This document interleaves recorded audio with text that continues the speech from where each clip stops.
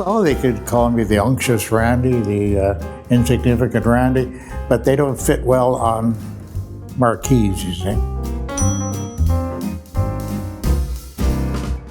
I settled on the Amazing Randy because it wasn't being used at the time. And of course, as soon as I settled on that, started to use it, the Amazing Dunninger suddenly came along, and many other people using the same title.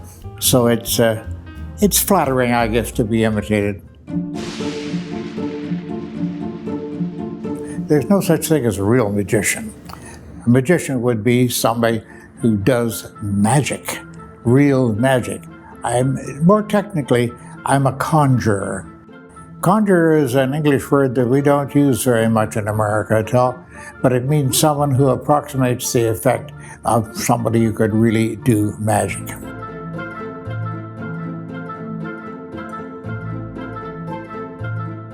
First of all, I learned to pick locks at a very early age. Then when I became a magician, at first I was doing a mentalism act to a certain extent, where you apparently were using ESP and psychic powers and whatnot. But I would always say in my bidding my audience goodbye, I would always say, what you've just seen was all done by trickery. I thank you for your patience with my deception. I think it was something like that.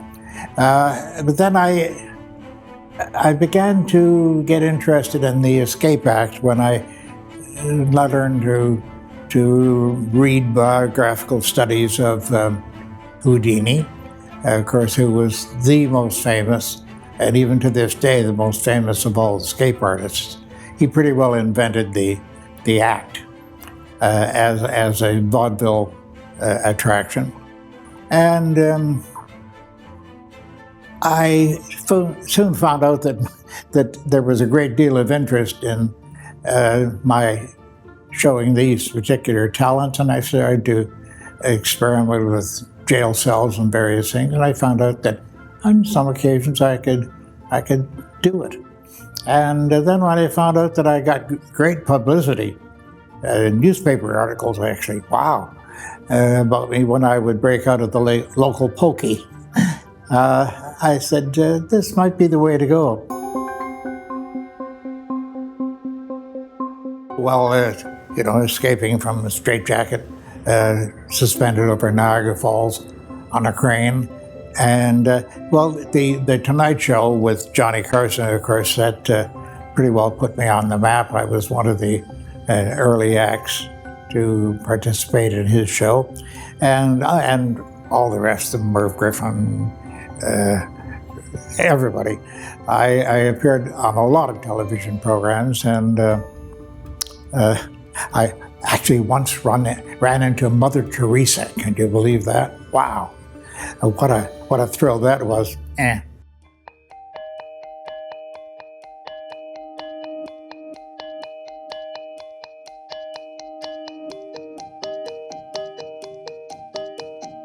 Oh, a lot of people think it's real. Well, people who listen to psychics and predictors and whatnot.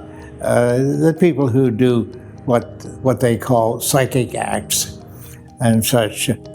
And Scientologists and various other people who believe in this sort of thing. Of course, they are offended by what I say about it. But I can prove my cases, and I've written 10 books so far, and 11th shortly to come out, called A Magician in the Laboratory.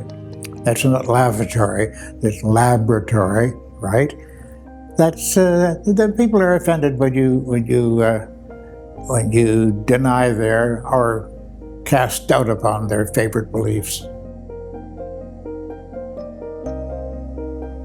Oh yes, many. I'm proud to say. As a matter of fact, when my partner Davey and I attend screenings of An Honest Liar, a documentary film which has now been dubbed in 10 different languages around the world, and I get people who come up to the foot of the stage afterwards, and we're always affected when we see them crying, and they almost always say the same thing, the same sentence.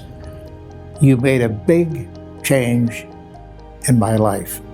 Now, that's something you can't take lightly. It's a great tribute to the work that Davy and I do.